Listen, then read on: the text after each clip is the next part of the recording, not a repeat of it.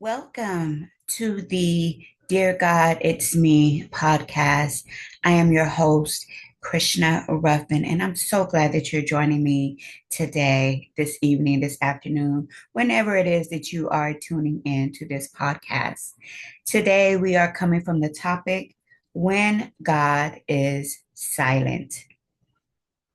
Psalms 13, verses 1 through 2, David is feeling abandoned by God.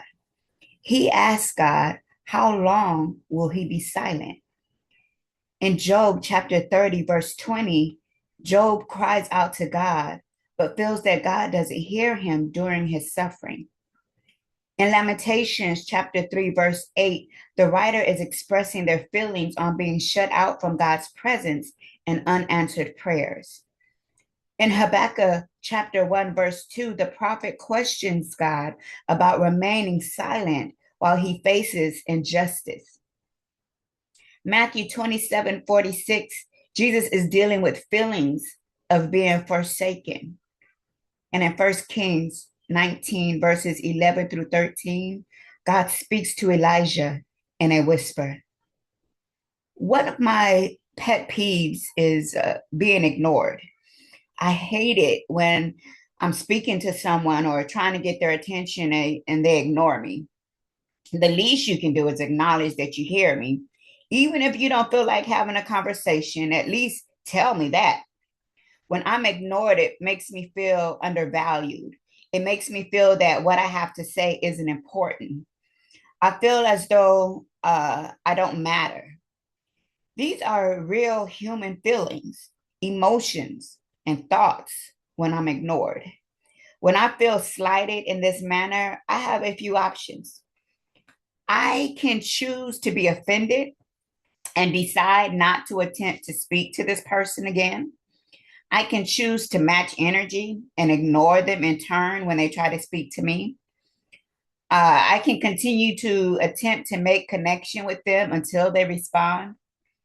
I can give them the benefit of the doubt that maybe they did not hear me or realize I was speaking to them. The choice is mine. What do you do when heaven is silent?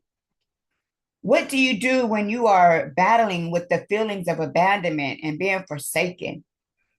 What do you do when you haven't heard a clear answer from the Lord?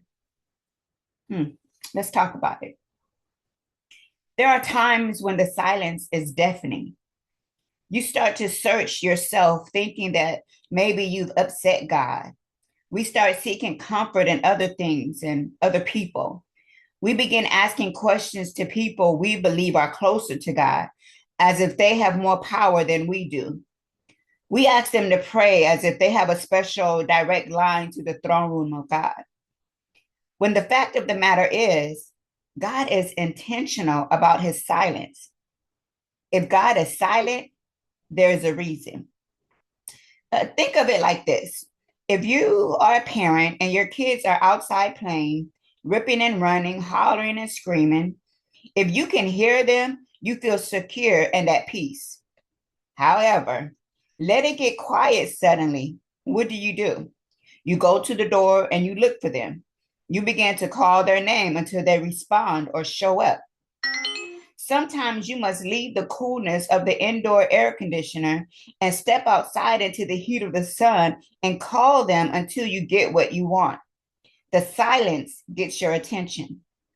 Could it be that God is trying to get your attention? Could it be that you've been too occupied with your requests, with your desires and your will that God had to get quiet so that you would stop what you're doing and search for him? Could it be you've become busy listening for the thunder and the winds that you didn't realize that God speaks in the stillness? God gets quiet so that you'll draw closer to him. God gets quiet so that you will call out to him. Seek him while he may be found. Call upon him while he is near. That's Isaiah 55:6. There are other times that God gets quiet to teach you patience. He wants to teach you that he may not come when you want him. However, he is always on time. We must stop treating God as if he is a genie in a lamp. We act as though God is at our beck and call. when we are actually at his. He calls us when he is ready. He shows up at his will. He is the sovereign God. He is the great I am. He does as he pleases when he pleases. We must trust his wisdom.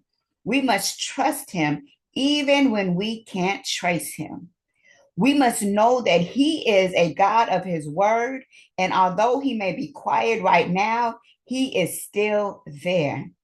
He hasn't taken his eyes off you. He hasn't left your side.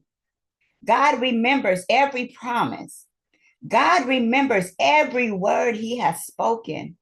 But ye have need of patience, that after you've done the will of God, ye might receive the promise. That's Hebrews 10:36. It seems like that is the theme of this book, patience.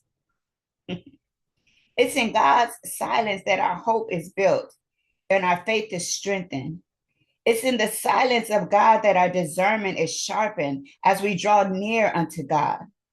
We learn that God is faithful even when he is quiet. We understand that God's silence doesn't mean that he isn't moving. It doesn't mean he has left the building. It doesn't mean that he is angry or has changed his mind.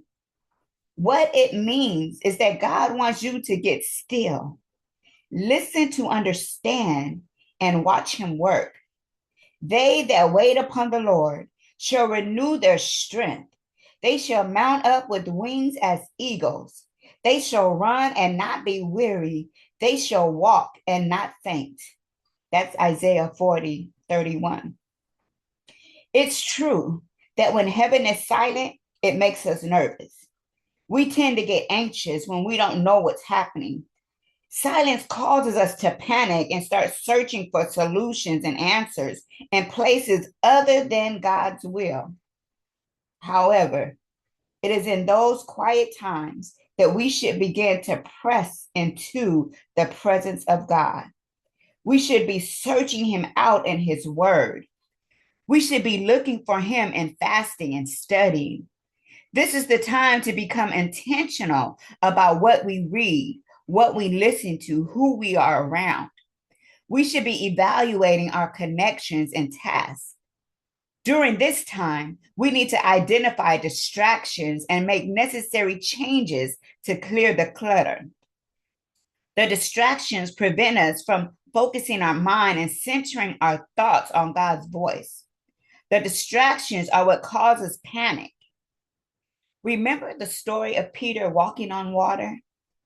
As long as he kept his eyes on Jesus, he was able to walk. Jesus did not have to coach Peter to walk. Jesus didn't have to constantly encourage Peter to keep walking. Peter simply heard Jesus say, "Come," and he started to walk. It wasn't until Peter became distracted by the storm that he panicked and took his eyes off Jesus and started looking at what was happening around him. He allowed the reality of the storm make him forget who was in control of the storm. The storm was loud. It was raging. It was scary. Peter knew that it should have been difficult for them to survive the storm while in the boat, and impossible for him to be walking on the water during the storm. Sometimes the reality of our situations will cause us to become fearful and distracted. The reality of how am I surviving this? The reality of knowing other people who did not survive what you are going through. The reality of knowing you are not living on your own strength, wisdom, or ability. The reality of knowing that you are doing what is impossible. All the things that people told you were impossible or would be too difficult, you find yourself right in the middle of it. When Peter began to sink, he simply said, "Lord, save me." Immediately, Jesus stretched out his hand and rescued Peter. Jesus didn't scold Peter. He did not rebuke Peter. Jesus didn't even say a word. He was quiet. But Peter had enough faith to know that although Jesus was silent during this moment of despair, he was still able and willing to save. Jesus was there. Be encouraged in this moment, in this season, that although God is silent, he is there. You are not in this fight alone. God promised to never leave your side. Stop looking around you. Stop looking at other people. Stop looking at the realities of your situation and remember that what is impossible with man is possible with God. He will deliver you. He will heal you. He will make you free. You do not have to worry about the silence. You do not have to panic. You do not have to be afraid. He is El Roi, the God who sees. The Lord knows them that belong to him. You are God's elect, his favorite. Just because he is silent does not mean he isn't moving and watching and preparing you for what he has in store.